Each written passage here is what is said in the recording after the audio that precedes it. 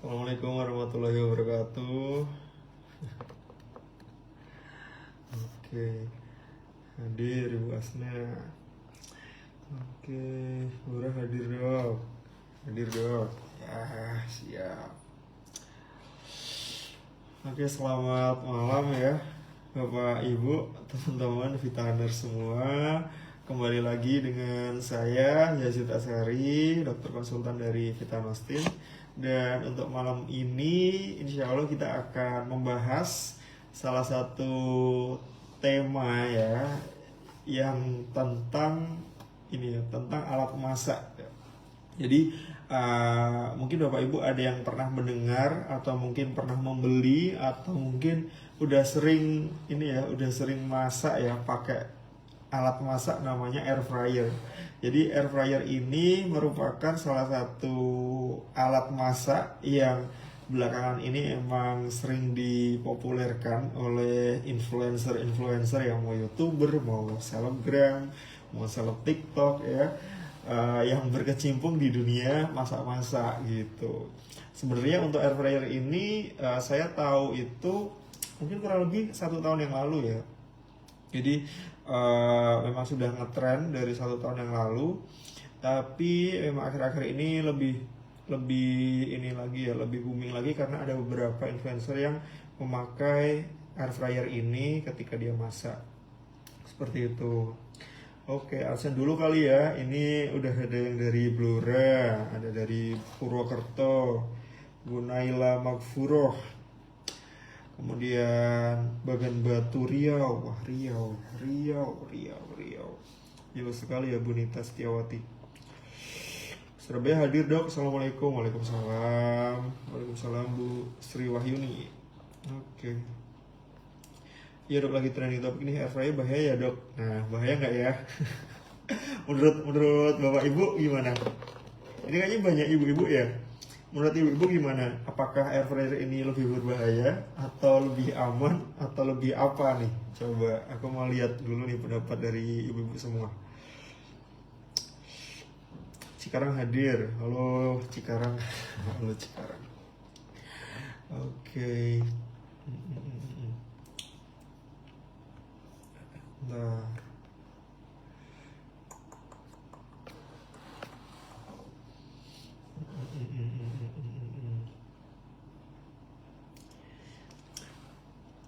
oke ya, udah 7.10 ya. Mungkin aku akan sedikit intro dulu ya tentang air fryer itu apa. Jadi air fryer itu merupakan alat masak ya, alat masak yang modern yang bisa digunakan untuk menggoreng ya. Tapi sebenarnya jatuhnya nggak menggoreng ya. Kalau menggoreng itu kan tangan kita harus aktif ya, kayak apa namanya, bolak-balik makanannya gitu-gitu kan. Nah, ternyata air fryer ini nggak perlu dibolak-balik. Jadi cukup menggunakan minyak ya, kurang lebih 1 sendok makan ya, pakai minyak 1 sendok makan, kemudian nanti dibiarkan aja di dalam air fryernya. Nanti kita atur suhunya, atur suhu, istilahnya suhu udara yang digunakan untuk memasak nanti sepanas apa ya. Nah, kemudian nanti kita tunggu aja apakah sudah mateng ya. Kalau misalnya sudah mateng ya tinggal dikeluarin seperti itu. Sidoarjo hadir dok. Oke, Sidoarjo. Sidoarjo Jawa Timur. Oke. Ya, jadi memang belakangan ini ya, air fryer ini sangat populer dan dinilai orang-orang tuh nganggapnya air fryer ini lebih sehat gitu kan, karena masaknya pakai udara gitu. Terus udaranya diapain dok gitu kan? Ya udaranya nanti yang istilahnya membantu untuk memanaskan makanannya itu gitu. Jadi ada makanan yang perlu pakai minyak, dan kalaupun pakai minyak itu cuma 1 sendok makan aja. Kalau misalnya makanan yang nggak perlu pakai minyak ya nggak usah pakai minyak ya, nanti pakai itu aja, udara yang dipanaskan kayak gitu ya. Nah, banyak yang menilai bahwa ini lebih sehat gitu. Apakah benar Bapak Ibu? Apakah benar? Jadi sebenarnya masih mungkin ada yang memperdebatkan ya, tapi dari beberapa jurnal yang saya baca ya, dari food medicine terutama, itu menyebutkan bahwasanya air fryer ini jauh lebih sehat kalau misalnya di bagian atau dalam aspek kandungan kalori, kandungan lemak, dan juga kandungan toksin-toksin yang diproduksi ketika memasak menggunakan cara masak yang konvensional atau menggunakan cara masak pakai panci penggorengan yang biasa kayak gitu. Jadi memang metode memasak itu kan semakin kesini semakin berkembang ya. Ada yang beli air fryer itu bukan karena kebutuhan ya, bukan karena kebutuhan untuk mengurangi lemak, tapi kebutuhan karena lifestyle ya, ikut-ikut tetangga atau ikut-ikut saudara ya kan. Jadi memang air fryer ini dinilai itu lebih kekinian dan katanya lebih sehat gitu kan dalam menurunkan kandungan minyak yang ada di dalam makanannya seperti itu. Nah, kalau misalnya makanan yang mengandung banyak minyak, apalagi makanan yang mengandung banyak minyak itu digoreng berkali-kali, kandungan minyaknya akan lebih banyak ya. Jadi memang karena kandungan minyaknya lebih banyak, otomatis resiko penyakit-penyakit yang akan datang menyertai di keesokan hari jauh lebih tinggi ya, resikonya jauh lebih tinggi. Seperti itu. Penyakitnya apa aja dok? Yang paling sering jelas penyakit kronis ya, penyakit kronis yang menyerang kardiovaskuler atau menyerang jantung dan pembuluh darah seperti itu, kayak hipertensi, kemudian sakit jantung koroner, kemudian bisa ke arah stroke, bisa ke arah penyakit arteri ya, biasanya di kaki. Nah itu. Kemudian yang perlu diperhatikan adalah asupan lemaknya ya. Bukan berarti kalau misalnya Bapak Ibu itu pengen masak dengan air fryer, bukan berarti konsumsi kuantitas ataupun jumlah makanannya bisa lebih banyak, enggak gitu loh. Jadi memang air fryer ini kandungan minyaknya lebih sedikit, otomatis kandungan lemaknya lebih sedikit. Tapi bukan berarti Bapak Ibu bisa mengkonsumsi makanan yang mengandung lemak tinggi ataupun kolesterol tinggi jauh lebih banyak, enggak gitu ya. Yang jelas pasti akan ada perbedaan ya antara masak dengan penggorengan biasa dengan masak dengan air fryer. Nah, baik dari cara masaknya ataupun proses yang terjadi di dalamnya dan juga output makanannya gitu kan. Kalau misalnya masalah rasa ya, kalau ditanya masalah rasa, sebenarnya saya juga belum pernah membeli ataupun memasak menggunakan air fryer ya. Tapi saya lihat gitu kan dari beberapa website yang memang ini ya sangat fokus di bidang permasakan ya.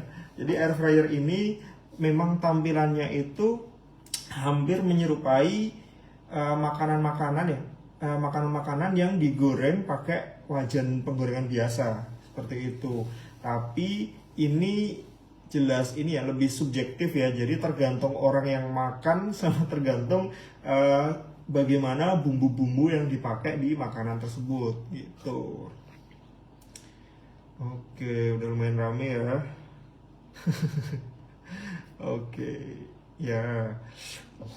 Monggo kalau misalnya Bapak Ibu ada testimoni ataupun ada pertanyaan yang mungkin muncul di pikiran ataupun di hati Bapak Ibu, bisa disampaikan di kolom komentar.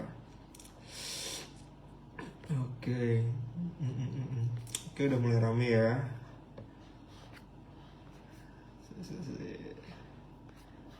Ya, oke. Jadi poinnya itu. Terus manfaatnya apa sih dok kalau misalnya pakai air fryer? Jadi air fryer itu seperti yang saya bilang di awal ya, dia bisa mengurangi kalori, kemudian dia bisa juga mengurangi kandungan lemak yang ada di makanan. Karena kita tahu lemak itu kan banyak didapat dari minyaknya juga.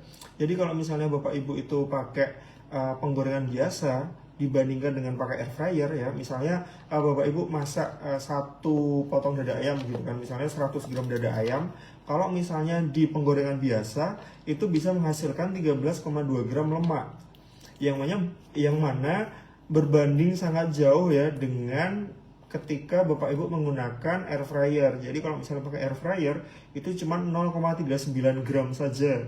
Ya, jadi kalau misalnya pakai penggorengan biasa itu sampai 13 gram lebih kandungan lemaknya. Tapi kalau misalnya pakai air fryer itu nggak ada 1 gram lemaknya seperti itu. Nah, mungkin Bapak Ibu karena lemaknya lebih sedikit, mungkin cenderungnya kalau saya sih kayaknya enak yang digoreng ya, tapi lebih sehat yang air fryer. Tentunya ada plus minusnya ya, baik dari apa namanya cara masaknya tadi, kemudian prosesnya dan juga output makanannya tadi. Nah, terus tadi ada yang bilang ya, katanya eh, harganya harganya harganya hihihi harganya memang lebih mahal, jadi kalau misalnya dilihat dari plus minusnya ya, plusnya yang jelas bisa menurunkan kadar lemak ataupun kadar kalori yang ada di makanan. Kalau minusnya ya harganya lebih mahal. Dan kalau misalnya Bapak Ibu menggunakan air fryer itu dengan suhu yang tinggi, otomatis konsumsi listrik yang dipakai itu jauh lebih tinggi juga. Jadi kalau misalnya semakin tinggi suhu yang dipakai, otomatis dia akan lebih boros listrik seperti itu. Nah, terus cara kerjanya gimana? Jadi air fryer tadi mungkin udah saya spill ya di depan tadi ya. Jadi air fryer itu dia bisa pakai 1 sendok minyak ataupun nggak pakai sama sekali. Jadi dia pakai 1 sendok minyak aja, sangat sedikit ya, 1 sendok makan aja. Kemudian dia akan dipanaskan ya, dipanaskannya menggunakan udara.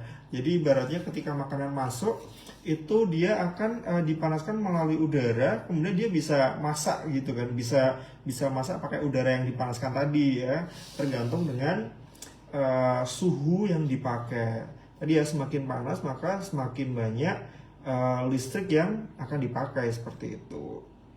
Kemudian kalau misalnya ya dari rasa tadi jelas subjektif ya. Kemudian kalau misalnya Bapak Ibu bilang, mungkin ada yang pernah dengar kalau misalnya air fryer itu jauh lebih sehat, selain karena kandungan lemaknya lebih sedikit, dia juga mengurangi resiko terjadinya kanker. Apakah benar gitu kan? Apakah benar? Memang setiap makanan yang dimasak itu akan menimbulkan senyawa yang namanya akrilamid ya. Bagi Bapak Ibu yang mengikuti live saya waktu bulan puasa kemarin pasti masih ingat ya dengan istilah senyawa yang namanya akrilamid. Jadi akrilamid itu merupakan salah satu senyawa yang bisa mengarahkan sel-sel tubuh kita ke arah sel kanker seperti itu. Nah, untuk air fryer ini diklaim bisa mengurangi kandungan akrilamid sangat tinggi ya, jadi sangat beda sekali dengan ketika Bapak Ibu menggunakan panci penggorengan biasa seperti itu. Yang jelas dengan adanya air fryer ini, karena kandungan minyaknya jauh lebih sedikit juga, jadi dia lebih sehat. Produksi akrilamid yang bisa menyebabkan kanker pun jauh lebih sedikit, sehingga bisa mengurangi resiko terjadinya kanker di kemudian hari seperti itu. Nah, terus sebenarnya untuk manfaat, kemudian perbedaan cara menggunakan air fryernya juga sama ya.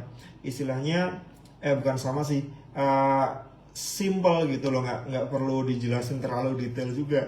Jadi kalau misalnya malam ini Bapak Ibu ada yang mau testimoni, ngasih pengalamannya menggunakan air fryer, boleh juga.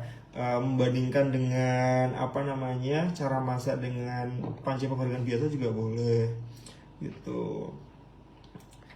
Oke, monggo silakan kalau misalnya Bapak Ibu ada testimoni ataupun pertanyaan bisa dikirimkan di kolom komentar ya.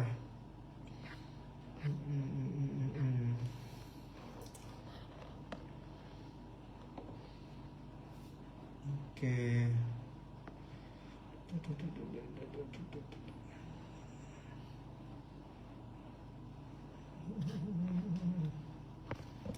Tanya dok, jika makanan yang berminyak ya. Pertanyaan dari Bu Alima. Tanya dok, jika makanan berminyak apakah bisa menimbulkan penyakit seperti benjolan atau bisul? Nah, terus mengkonsumsi vitamin apakah bisa untuk mengurangi benjolan yang dari lemak tadi? Nah, sebenarnya kalau misalnya bisul itu munculnya malah dari ini, bukan dari lemaknya langsung ya. Itu terjadi karena infeksi seperti itu. Jadi kalau misalnya Bapak Ibu ada bisul ya berarti ada infeksi di sana. Nanti kan kalau misalnya ada bisul kan otomatis di dalamnya kan pasti ada nanah ya, ada cairan putih-putih gitu. Nah, itu namanya tanda infeksi ya. Itu. Terus mengkonsumsi Vitanostin apakah bisa untuk mengurangi benjolan? Nah, konsumsi Vitanostin ya, karena kita tahu ya, kemarin juga udah salah jelasin. Jadi beberapa kandungan dari Vitanostin, baik dari ekstrak buah manggisnya ataupun ekstrak daun sirsak dan lain sebagainya, itu bisa berfungsi sebagai antibiotik ya, tapi bukan berarti bisa menggantikan dari peran antibiotik itu sendiri ya. Istilahnya dia bisa membantu untuk mengurangi jumlah bakteri yang ada di dalam tubuh kita. Nah, dengan yang namanya detoksifikasi seperti itu. Jadi kalau misalnya Bapak Ibu ingin sehat, ya bisa mengkonsumsi vitamin juga ya, 2-3 kali sehari. Bisa setelah makan juga. Ya setelah makan bisa pakai air biasa ataupun air dingin seperti itu. Oke. Itu ya Bu Halimah. Ya ada review-review dari food vlogger memang lebih enak menggunakan menggoreng biasa. Iya, karena kandungan lemaknya jauh lebih banyak ya. Memang yang apa, yang nggak sehat itu pasti lebih enak seperti itu. Tapi yang jelas kalau misalnya saya menyarankan ya, Bapak Ibu kan pasti udah tahu lah ya, kita kan sudah bersama lebih dari 1 bulan ya, menjelaskan banyak hal tentang makanan. Menjelaskan banyak hal tentang makanan ya, informasi tentang makanan, tentang cara masak dan lain sebagainya, kandungan gizi. Pasti Bapak Ibu udah tahu lah ya bagaimana cara meminimalisir kadar kolesterol ya, biar nggak terlalu tinggi ya. Bukan hanya dengan memindahkan atau mengganti cara alat masak dari penggorengan biasa ke air fryer, tapi juga harus dengan mengoptimalkan ataupun biar pas gitu loh. Jadi jangan terlalu berlebihan ya, karena kan kita tahu ya, semua agama pasti memerintahkan umatnya untuk tidak boleh terlalu berlebihan gitu kan, termasuk dalam hal makanan ya. Pokoknya ingat, poinnya adalah memasak menggunakan air fryer itu memang jauh lebih sehat, kandungan lemaknya lebih sedikit, kandungan akrilamid yang menyebabkan kanker jauh lebih sedikit. Tapi bukan berarti Bapak Ibu boleh berlebihan ya dalam memasak makanan, dalam makan makanan yang dimasak di air fryer tadi itu. Oke. Nanti kalau misalnya saya ngomongnya agak kecepatan atau kurang jelas, bisa bilang aja ya kalau misalnya kurang jelas atau ada yang mau diulang. Ada dari Bu Itaya, testimoni hangat ibu saya kemarin, kakinya terasa kebas dan berat setelah konsumsi vitamin C dalam 3 hari. Alhamdulillah sudah sembuh, sekarang bisa aktivitas lagi di kebun. Oke, alhamdulillah. Ini memang vitamin itu ada kandungan vitamin, beberapa vitamin ya, kayak vitamin B1, B6, B12, yang mana dia bisa membantu untuk meningkatkan regenerasi sel-sel saraf di dalam tubuh kita seperti itu. Jadi biar nggak kebas-kebas lagi, biar nggak nyeri di kaki-kakinya gitu.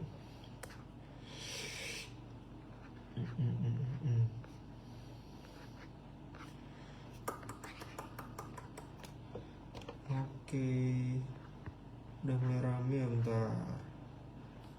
Bolehkah balita makan makanan gorengan, Dok? Nah, coba ibu-ibu nih, boleh nggak kira-kira balita makan gorengan?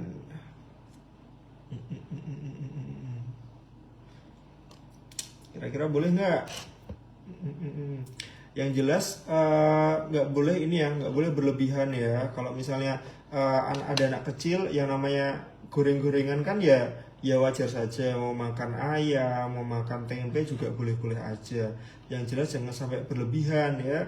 Yang dimonitor sebenarnya kalau misalnya anak kecil itu yang dimonitor nggak langsung spesifik ke arah kolesterol ataupun LDL ataupun yang lainnya, tapi dari berat badannya ya. Jangan sampai berat badannya tuh nanti udah kecil tapi baru kecil tapi dia udah obesitas kayak gitu. Karena kalau misalnya dari kecil udah berat badannya udah tinggi banget, udah gede banget, otomatis dia akan berisiko terkena penyakit kronis di kemudian hari. Resikonya jauh lebih besar gitu. Apakah ada efek samping penggunaan air fryer? Kalau efek samping seperti apa ya? Sebenarnya kalau efek samping sih nggak ada ya, kayak menggunakan apa namanya, menggunakan panci penggorengan pun juga nggak ada efek samping yang gimana-gimana. Tapi kalau misalnya dibandingin dengan panci penggorengan biasa dengan pakai minyak maksudnya, ya itu air fryer jauh lebih sehat daripada pakai panci penggorengan biasa gitu. Manfaat sama efek sampingnya apakah seimbang, Dok? Ibu Siti Anna Jiah. Kalau manfaatnya itu tadi ya. Kalau efek sampingnya sih sejauh ini nggak ada yang gimana-gimana. Tapi yang perlu digarisbawahi ya, dengan sedikitnya produksi akrilamid ya, bukan berarti nggak ada ya. Jadi gini, kalau misalnya tadi saya bilang air fryer itu kandungan akrilamidnya lebih sedikit, itu bukan berarti nggak ada ya. Masih ada tapi memang lebih sedikit gitu loh. Itu. Iya Dok, menurut review food vlogger rasanya lebih enak yang pakai metode penggorengan biasa. Oke, jadi emang ada plus minusnya ya. Nah ini nih, minyak sama dengan gas, air fryer sama dengan listrik. Jadi kalau misalnya minyak lagi langka, berarti masaknya pakai air fryer gitu ya. Tapi kalau misalnya lagi mati lampu, masaknya pakai minyak penggorengan biasa gitu. Betul Dok, Blitar Selatan hadir ya Bu Yanti sih. Dok, kalau kaki bengkak kenapa ya Dok? Ini tidak jatuh, tidak kesleo, sudah bolak-balik ke dokter kalau minum obat pereda nyeri dan peradangan sembuh, tapi kalau obat habis kambuh lagi, kaki bengkak dan nyeri lagi sampai tidak bisa buat sholat. Cek asam urat semuanya normal padahal.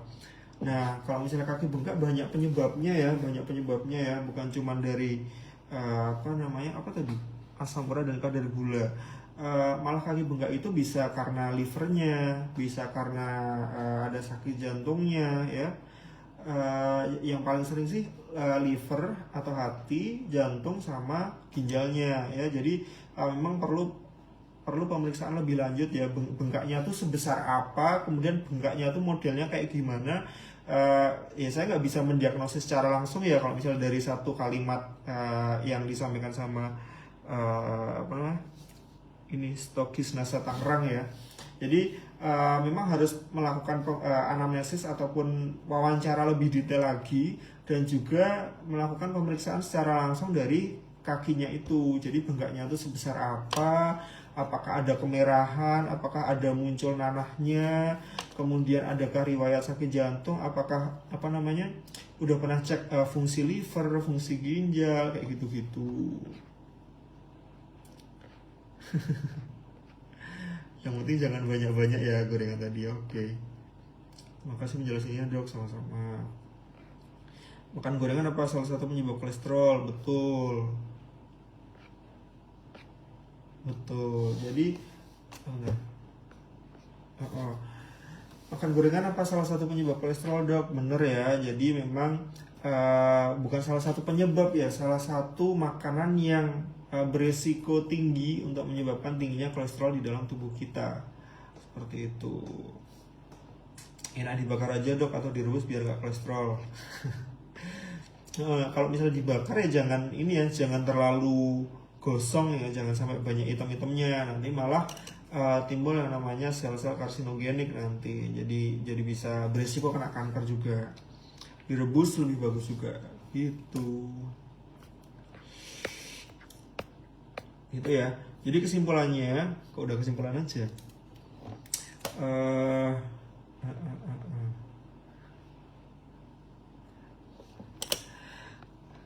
Oke.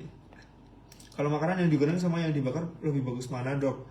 Kalau misalnya makanan yang digoreng sama yang dibakar, kalau dari itu tadi dibandingkan lagi dari kadar minyaknya ya. Kalau dari kadar minyaknya, kalau dari kadar minyaknya jelas lebih bagus yang digoreng ya. Kalau misalnya yang dibakar, yang perlu diwaspadai adalah dari kondisi bakarannya itu tadi, jangan sampai terlalu gosong gitu. Porsi yang dianjurkan boleh makan gorengan dalam sehari berapa biji Dok? nggak ada aturan khusus ya. Yang jelas nggak boleh terlalu berlebihan aja. Kalau misalnya gorengan yang seperti apa dulu, kalau misalnya lauk pauk ya harus diimbangi dengan sayur-sayuran, diimbangi dengan olahraga yang cukup seperti itu. Kalau misalnya gorengan yang kayak tahu goreng ataupun pisang goreng, tempe goreng, terus apalagi tempe, tahu, bakwan ya kan. Nah itu secukupnya saja. Jadi kalau misalnya sekali makan 2 biji ya nggak apa-apa.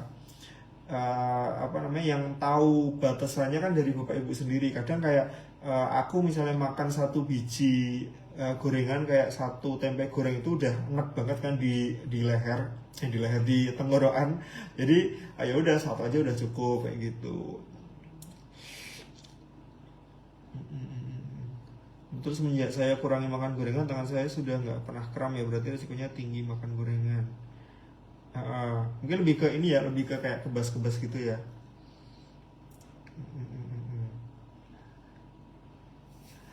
Halo Bu Anggi Fitri ya. Kayak yang dijual penjual macam-macam gorengan di pinggir jalan itu loh dok. Iya. Yang jelas gini, kalau misalnya bapak ibu kok ngerasa, aduh kok seminggu kemarin kok konsumsi gorenganku kok berlebihan banget, ya udah langsung aja cek langsung aja cek lab ke klinik ataupun ke dokter keluarga ataupun ke puskesmas terdekat juga bisa gitu kan. Yang jelas kita kan melakukan tindakan preventif atau pencegahan itu bukan cuma dari pola hidup kita saja. Kadang pola hidup kita itu udah disehat-sehatin ya, udah makannya seimbang, olahraganya juga udah cukup, tapi ternyata ketika dicek lab kok gulanya masih tinggi atau mungkin kok kolesterolnya masih tinggi ya, berarti ada beberapa porsi makanan yang harus dikurangi seperti itu. Jadi fungsinya screening atau cek lab berkala itu yaitu jadi tahu seberapa jauh ataupun seberapa buruk dampak makanan yang kita makan seperti itu. Oke, silakan kalau misalnya Bapak Ibu ada yang mau menyampaikan testimoni atau ada yang mau tanya-tanya silakan.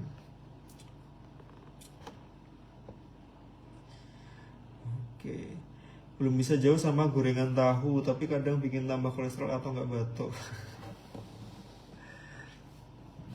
Tahu nggak sih dok, kalau kita batuk terus makan gorengan, nah maka dari itu ya jangan sering-sering makan gorengan karena minyaknya itu bakal sering nempel di kerongkongan ya, di tenggorokan gitu. Tanya lagi dok, apakah makanan-makanan yang berminyak bisa menghambat sistem pencernaan karena lemaknya banyak? Nah, kalau misalnya menghambat, jawabannya iya. Kalau misalnya tidak diimbangi dengan makan sayur-sayuran ataupun buah-buahan. Jadi sayur, buah-buahan itu kan tinggi serat ya. Jadi dia akan menyeimbangkan lah ya, istilahnya makan makanan yang susah untuk dicerna ya, apalagi makan makanan yang padat kayak yang alot-alot kayak daging kambing atau daging sapi itu kan alot-alot ya. Ini kan itu kan susah dicerna. Jadi dengan diseimbangkan dengan makan sayuran dan buah-buahan, nanti sistem pencernaan kita akan jauh lebih lancar, lebih bagus gitu untuk mencerna makanan. Dok, ada yang konsul kadang keluar keringat tapi hanya tubuh bagian kanan saja.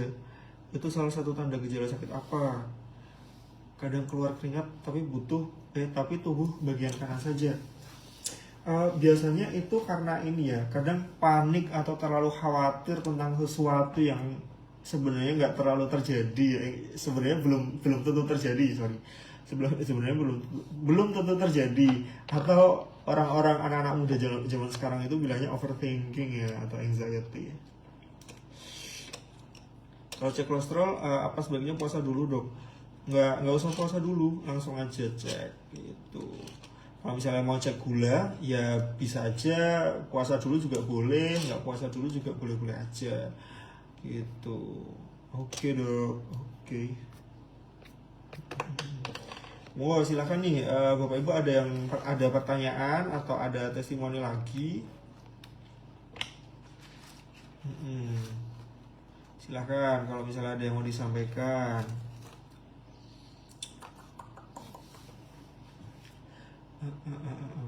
Itu ya pokoknya Bapak Ibu boleh aja misalnya masak daging di air fryer juga boleh, tapi yang jelas jangan terlalu berlebihan ya, harus diseimbangkan dengan sayur-sayuran dan buah-buahan. Karena kalau misalnya Bapak Ibu itu cuman makan daging-dagingan aja, ya nanti otomatis resiko tinggi kolesterol ya. Kalau tinggi kolesterol nanti arahnya ke hipertensi, ke darah tinggi nanti bisa arahnya ke gagal ginjal, bisa arah ke penyakit jantung, gagal jantung, kemudian bisa ke arah stroke juga bisa ya. Jadi harus diseimbangkan ya. Seimbangnya pun bukan hanya dari makanan saja, harus diimbangi dengan gaya hidup yang baik, gaya hidup yang sehat ya. Kayak dengan olahraga minimal berapa? 30 menit sehari ya. Kalau misalnya Bapak Ibu nggak suka angkat beban, ya kardio aja, kayak jalan cepat, jogging, sepedaan ataupun renang, seperti itu. Kemudian jangan lupa minimal yang dipantau per minggunya itu ya berat badannya harus ideal. Jadi beli aja ini timbangan badan ya. Atau kalau misalnya nggak mau beli, ini aja cek aja di klinik atau di puskesmas gitu kan, biasanya kan ada timbangan yang ditaruh di bagian luar, nah itu cek aja di situ gitu. Pokoknya harus tahu kapan mengurangi kalori, kapan menambah kalori gitu ya. Yang jelas berat badan harus seimbang, harus normal gitu. Hampir semua makanan berkesinambungan dengan minyak ya dok, atau enggak margarin kecuali yang sayur-sayuran. Iya, emang minyak itu ini ya enak, tapi ya istilahnya enak buat hati dan perasaan kita, tapi nggak enak buat jantung dan otak kita. Aduh. Dok, untuk tekanan darah rendah, bolehkah minum Vitanostin? Boleh aja. Bisa dikonsumsi 2-3 kali sehari.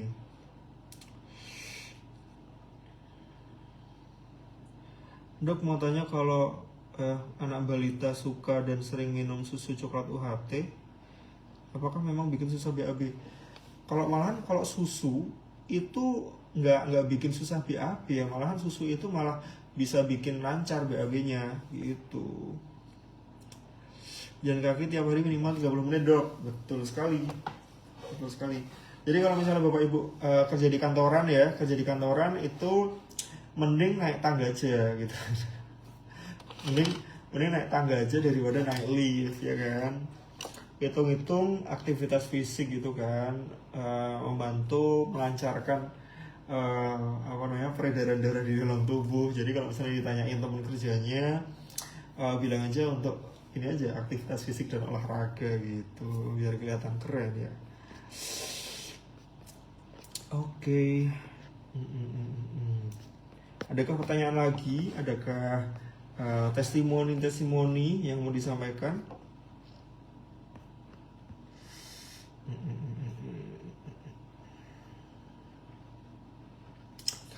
Oh ya Bapak Ibu, jangan lupa ya buat lihat di Instagramnya Vitanostin, dan juga di Facebooknya Vitanostin, dan juga di YouTube-nya Vitanostin, karena akan ada video-video edukasi ya tentang kesehatan tentunya. Disimak aja, ditunggu aja, nanti akan ada uploadan video-video dengan tema-tema tertentu gitu. Nah, tangga bolak-balik ya dok. Ya kalau nggak capek ya nggak apa-apa bolak-balik gitu kan. Ya, poinnya adalah kalau misalnya olahraga itu memang ya disarankan itu 30 menit sehari, tapi harus kita tahu ya, jangan sampai bebannya itu berlebihan. Karena kalau misalnya bebannya itu cukup, otomatis jantung kita akan lebih sehat. Tapi kalau misalnya beban yang jantung kita terima itu jauh lebih berat, malahan nanti kita bisa kena sakit jantung gitu kan, bisa kena jantung koroner kalau misalnya beban jantungnya terlalu berat gitu. Intinya ada plus minusnya, betul sekali. Siap dok, di FB belum di ACC. Oh ya, nanti di ACC sama Mas Mbak admin. Siap mantau terus pokoknya. Oke.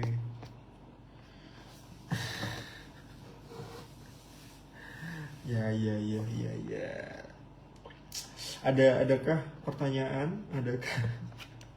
Adakah eh, apa namanya, testimoni mungkin ya, Bapak Ibu ada yang mau memberikan testimoninya juga boleh.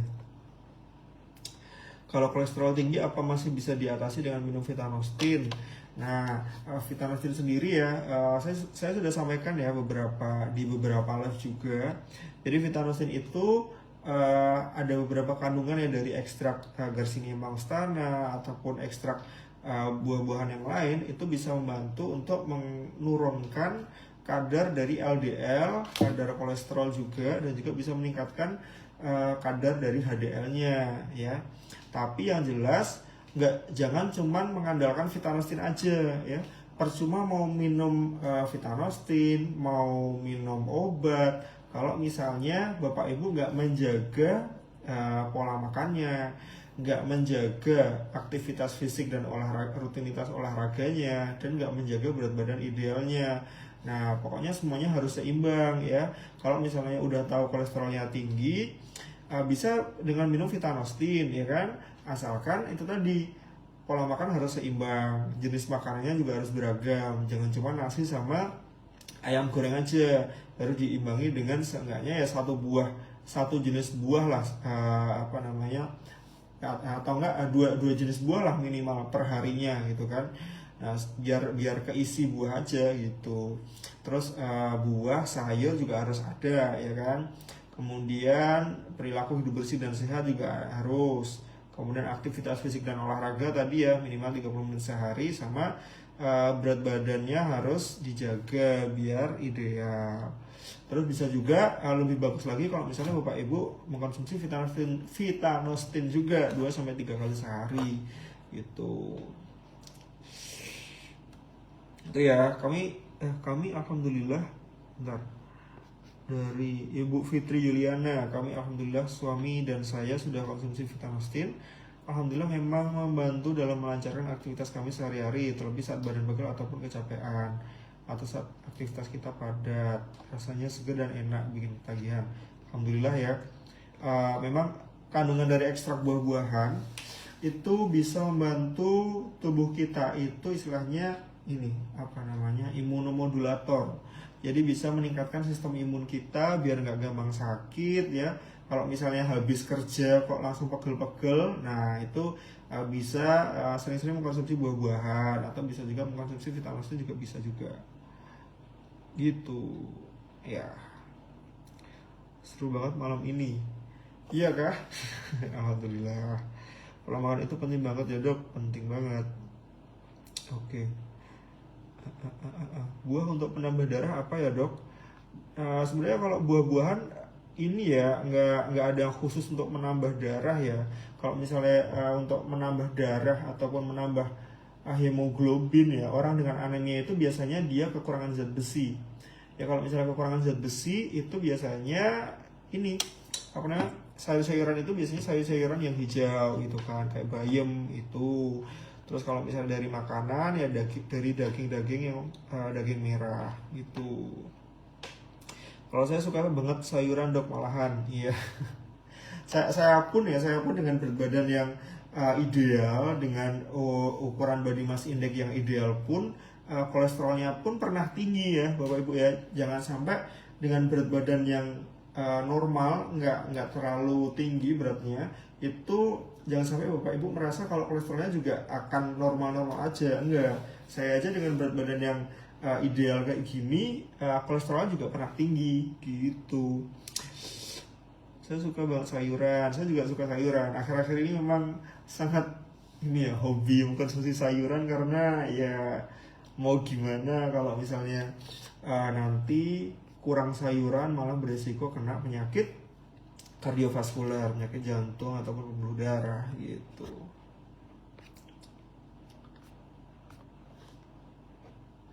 Oke. Mungkin itu ya dari live malam ini. ada lagi nggak nih testimoni atau pertanyaan yang ingin disampaikan, ataupun testimoni yang mau disampaikan sama Bapak Ibu? Kalau misalnya nggak ada, saya rasa cukup sekian. Jadi kesimpulannya, live dari malam hari ini adalah apakah air fryer itu merupakan solusi bagi solusi sehat gorengan masa kini? Ya, bisa disebut solusi lebih sehat daripada daripada menggunakan alat masak panci penggorengan biasa gitu ya. Karena apa? Tadi ya, bisa mengurangi kandungan kalorinya karena kandungan lemak yang ada di masakan yang dimasak oleh air fryer itu tadi, kandungan lemaknya lebih sedikit ya. Tadi ya dari 100 gram dada ayam itu kalau misalnya pakai panci penggorengan biasa, dia itu bisa menghasilkan 13 gram lebih lemak. Sedangkan kalau pakai air fryer, dia nggak ada 1 gram, bahkan 0,39 gram lemaknya gitu. Tapi yang jelas pasti ada plus minusnya ya. Ada yang bilang kalau panci penggorengan itu lebih enak, tapi yang jelas itu semua sifatnya subjektif, tergantung dengan masing-masing individu yang masak gitu. Terus kalau misalnya plus minusnya tadi, kalau plusnya ya kandungan lemaknya lebih rendah, kalau minusnya ya jelas harganya lebih mahal. Kemudian listrik yang dikonsumsi jauh lebih tinggi ya.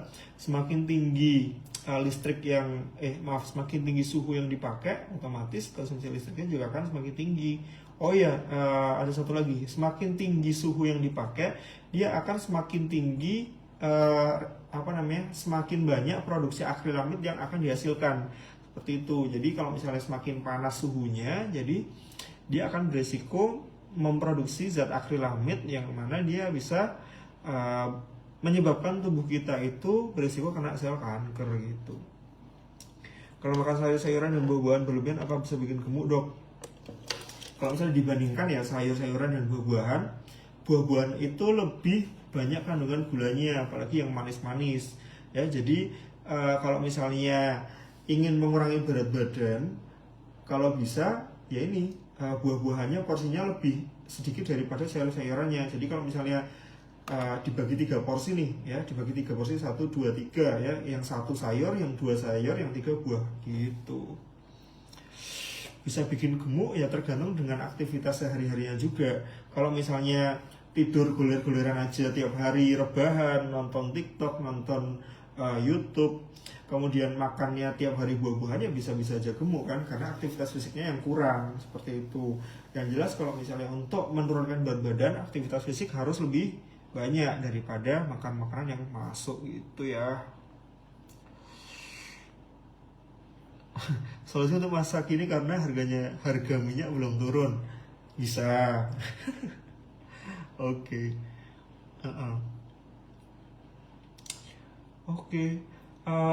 Mungkin itu ya. Sudah hampir jam 8 untuk live kali ini. Semoga pembahasan kita tentang air fryer ini ya, temanya itu adalah benarkah air fryer solusi sehat gorengan masa kini ya. Benarkah ya? Benar gitu kan. Jadi kandungan lemaknya lebih sedikit, kandungan kolesterolnya pun juga lebih sedikit. Oke. Untuk tema hari ini insya Allah sudah selesai ya untuk live-nya. Dan terima kasih buat Bapak Ibu Vitaners yang sudah berpartisipasi, sudah menonton, sudah bertanya-tanya, sudah mengirimkan testimoninya untuk malam hari ini. Semoga bisa bermanfaat, dan apabila ada kesalahan saya mohon maaf. Seperti itu, tetap jaga kesehatan, jangan lupa olahraga ya, karena olahraga itu sangat penting. Terima kasih, saya tutup ya. Assalamualaikum warahmatullahi wabarakatuh.